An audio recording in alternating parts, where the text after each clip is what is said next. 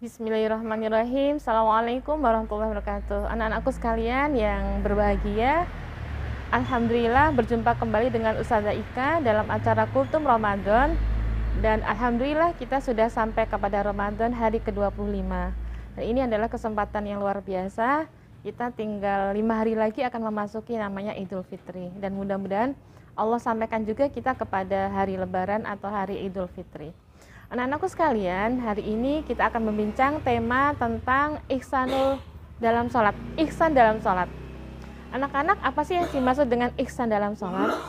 Kalau kita melihat dari definisinya, ihsan itu kan artinya menyertakan Allah dalam segala gerak-gerik kita atau amal kebaikan kita. Sedangkan bisa juga diartikan ihsan itu artinya membaguskan kualitas amal kita. Jadi kalau ihsan dalam sholat berarti kita harus memiliki kualitas yang bagus dalam sholat kita. Anak-anakku sekalian, tentu saja kita tahu bahwa sholat itu kan sebuah kewajiban pada diri kita, dimana kalau namanya kewajiban, segala sesuatu itu tidak bisa kita tinggalkan.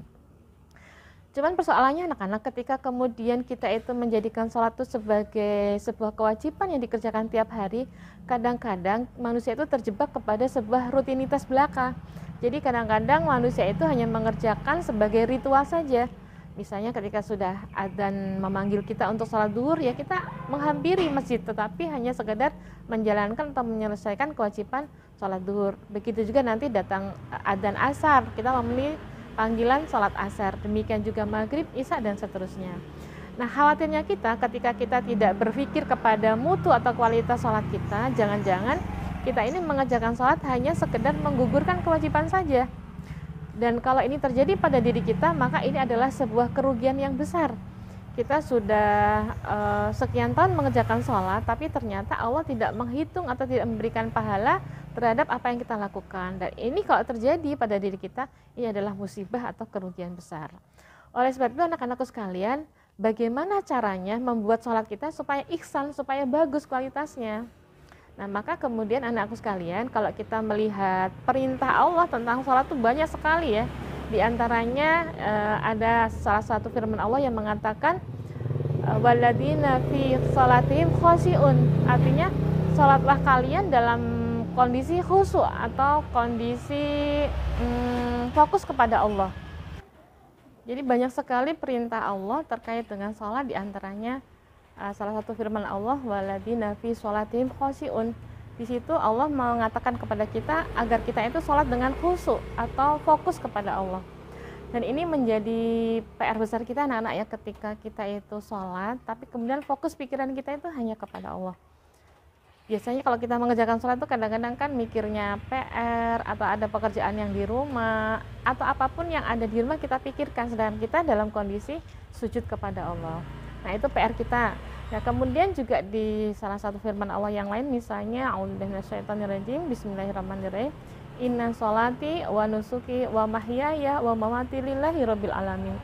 Sesungguhnya salatku, ibadahku, hidup dan matiku hanya untuk Allah. Jadi anak-anak, di dalam surah ini kita diingatkan oleh Allah bahwa kita ini sudah menyerahkan seluruh hidup kita, mati kita, termasuk salat kita itu hanya untuk Allah. Jadi anak-anak, yang harus kita pikirkan adalah ternyata apa yang kita lakukan ini tujuannya tidak lain dan tidak bukan adalah untuk menghambakan diri kepada Allah.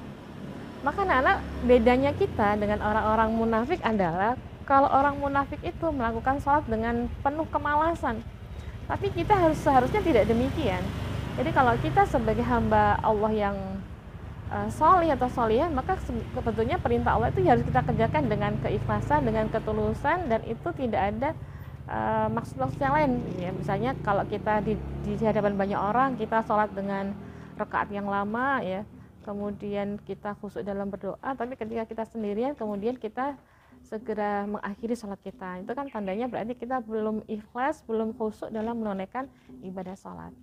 Nah, kemudian bagaimana caranya membaguskan ibadah sholat kita yang disebut dengan ihsan tadi, bagaimana memperbaiki kualitas sholat kita. Itu ada tuntunannya. Yang pertama adalah kita harus ikhlas, itu ya anak-anak ya. Bagaimana cara membaguskan sholat kita agar sholat kita itu dari waktu ke waktu semakin baik dan mendapatkan pahala yang luar biasa dari Allah? Yang pertama adalah tipnya itu harus ikhlas kepada Allah. Jadi namanya ikhlas itu kan fokusnya hanya kepada Allah, bukan karena ingin dipuji, bukan karena ingin dikenal oleh orang, tetapi semata-mata apa yang kita lakukan ya memang untuk Allah semata saja.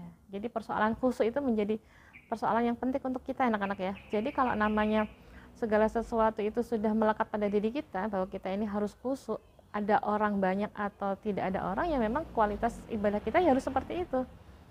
Kan ada mungkin orang-orang munafik itu yang melakukan sesuatu dengan malas. Jadi kalau dia itu di depan banyak orang dia rajin begitu ya, tapi kalau di hadapan orang yang sedikit atau tidak ada orang maka dia mengerjakannya dengan malas. Dan insya Allah kita tidak akan seperti itu ya, tapi kita adalah menganggap sholat itu adalah bentuk pengabdian kita, penghambaan kita kepada Allah. Itu anak-anak ya. Kemudian yang kedua adalah ittiba kepada Rasulullah. Jadi gerakan sholat yang kita lakukan dari takbiratul ihram ya, kemudian ruku, sujud sampai kemudian salam, semuanya itu harus dalam bingkai tuntunan dari Rasulullah. Tidak ada gerakan dari sholat yang kemudian tidak ada contohnya dari Rasulullah. Nah, oleh sebab itu kalau kita melihat filosofi sholat itu kan luar biasa anak-anak. Dari ketika kita takbiratul ihram itu kan Allahu Akbar, itu sudah filosofinya adalah Allah lah yang besar sedangkan manusia itu kecil ya, persoalan yang kita hadapi itu kecil ya, seperti itu.